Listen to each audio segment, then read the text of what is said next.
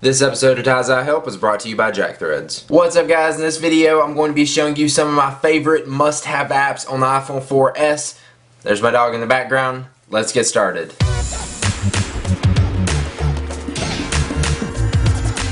So it's been a while since I've done a video on some apps on my iPhone, so I thought I would do another one of these. I'm going to be calling it Ty's iPhone apps instead of like my favorite iPhone apps like I used to in the past, just because I can do episodes numbers and stuff like that. You can keep up with it, and I'll do these like every month. If you like them, let me know in the comments. Anyways, let's get started. Again, this is going to be my must-have apps on the iPhone. These are the ones I use the most and are my favorites. So the first app is Evernote. If you have not downloaded this app, I don't see how you are keeping your life organized or taking notes at all, because this is by far the best way to do it. And Evernote is exactly that. It's a note-taking application. You can do audio, video, text, links, location, tags, just all kinds of different forms of notes, so you can keep everything organized.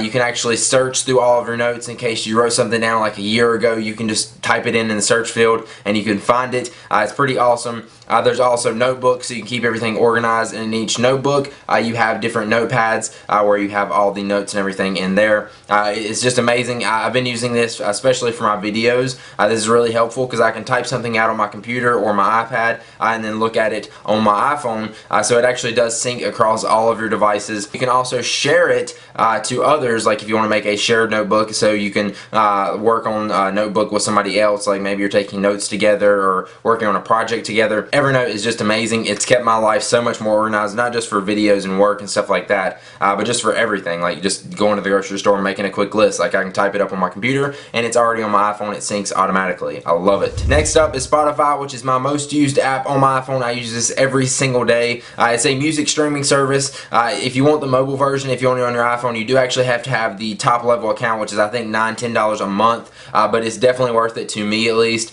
It lets you stream music to your phone. Also, if you want to download the free computer client, you can have like 6 free months of music streaming. You don't have to do anything. You just download Spotify, you make playlists, you organize everything, and you can play it on there. But the iPhone app is really nice because you can stream music over the internet, which does use your data if you're on 3G, or if you're on Wi-Fi. You can actually sync it up to your computer, the Spotify app on your computer, and you can sync certain playlists or certain songs to play offline, so you don't actually have to be connected to the internet. So it actually saves a local copy on your phone, and it's so easy. I love it. I love having different playlists, and just if some new song comes out, I don't have to go buy it in iTunes.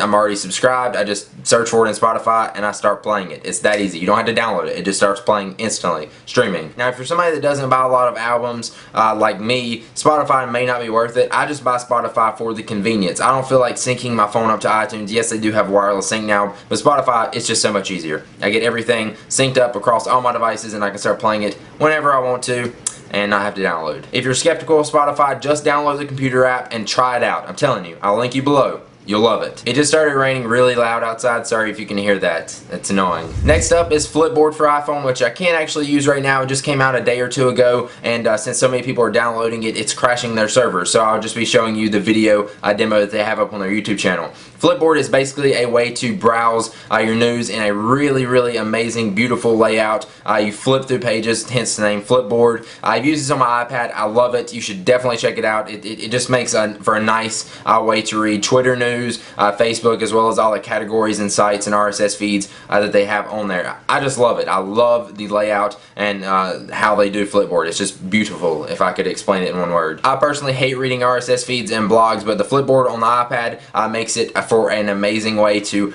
browse all of that, and I'm guessing the iPhone app is just as good. It's already in my favorites and I haven't even got to actually use it. That's how amazing Flipboard is for the iPad. I know it's going to be good for the iPhone. Sorry I can't actually show you me using this at the time I'm recording this video, but hopefully by the time this is posted, they should have their app and servers up and working perfectly. Next up is an app I'm sure you guys are going to love, or at least love their website. If you love tech stuff, which I'm assuming you do if you're watching this video, it's called Twit. Their website is twit.tv. If you don't want to download that because it is $1, I do at least recommend you check out their website. It's amazing. It's basically a podcast network of podcasts that talk about technology and technology related things. My favorite podcasts on their network are This Week in Tech, This Week in Google, and Mac Break Weekly. They do have a live feed of all their shows going like 24/7, which runs on their website, and also you can do it on the iPhone app. But if you want to listen to the archive shows, you can browse through all of their shows in video or audio form. So if you want to listen to it in the car, which is normally what I do, you can actually listen to just audio, but if you want to watch it, you can still watch it on your device with the video feed. If you're one of those people that think you wouldn't like to sit there and listen to some people talk, just check out This Week in Tech. Just give it a shot. I'm telling you, you'll love it. If you love these kind of videos, you will love it. The next app is Audible, and I'm not saying this because they are a sponsor, but because they are awesome. I love their iPhone app. Audible is a website where you can download audiobooks, which may sound stupid to you guys. You may not want to listen to an audiobook, but I'm telling you, it's kind of like how the difference of a movie and a book is. If you're one of those people that like the books more than movies, it's kind of like you get to have somebody read to you and experience everything that a book will give you, but you can be doing stuff while you're listening. I freaking love it. And there's awesome features in the Audible app. One of the features is you can actually speed it up. You can do it 1/2 the speed, so if you're somebody who can't comprehend it fast or you just can't keep up with what they're saying, you can do it on half speed. You can do it on regular speed. You can do it on 1.5 speed, which will speed it up and you'll get through the books faster, or 2 times speed, which is normally what I run on if I'm listening to like a self-help book, or 3 times speed, which is almost incomprehensible, but you can do it. So you can actually get through like a book that would take 24 hours to get through if you're running on half speed. You can get through a book in 12 hours, which 12 hours may seem like a lot for reading a book, but once you start doing it, you're going to love it. I'm telling you. They also have a new feature called sleep mode, so it'll actually stop playing the audiobook in case you fall asleep while listening to it like you're laying in bed. You can set it for 15, 30, 45, 60 minutes, or you can set it to end at the end of the chapter or the end of the book part. It's awesome. I love this feature. You can skip through a chapter, fast forward, do all that kind of thing, scrub through the audio. There's a button that if you tap it, you'll go 30 seconds back in the audiobook, so maybe you missed something, you can listen to it again.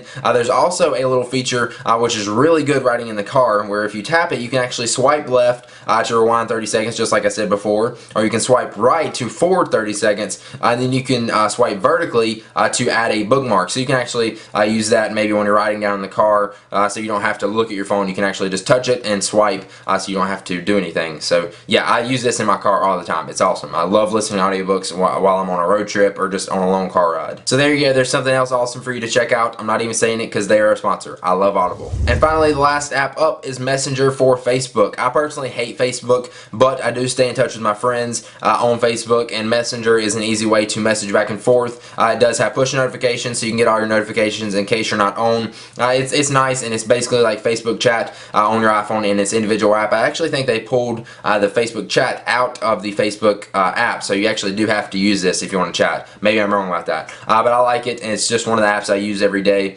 So if you haven't downloaded Facebook Messenger, that may be a cool app so you can stay in touch with your friends. If your friends are getting annoying, there is a little settings button up in the top left that you can tap, and you can turn alerts off for an hour, or you can turn alerts off till 8 a.m. There's not much in the app. I just wanted to tell you because it is one of the apps I use the most. It is one of my favorite apps just because it's the way I stay in touch with my friends over Facebook. And yeah, that's about it. Let's take one last look at our sponsor for this video, Jack Threads. Only suckers pay full price. You're not a sucker, right? If you love premium brands like Kid Robot, Hurley, and Stussy but hate wasting all your cash on them, listen up. You can score these premium brands at up to 80% off every single day. There is a waiting list to join, but if you go to jackthreads.com/Ty right now, you'll get instant access to all these killer hookups and deals. So go now, jackthreads.com/Ty. So hopefully you guys enjoyed this. Let me and everybody else know in the comments down below what are your favorite or most used applications on your iPhone. At least leave us a list of top 5 because that'll help you guys out to find some new apps, as well as help me out to do another one of these videos and get some cool apps on my iPhone. Links to all the apps and websites that I mentioned in this video in the description below, so make sure you check that out if you want to download any of these. And that's about it. I will see you guys in the next video. Thanks for watching.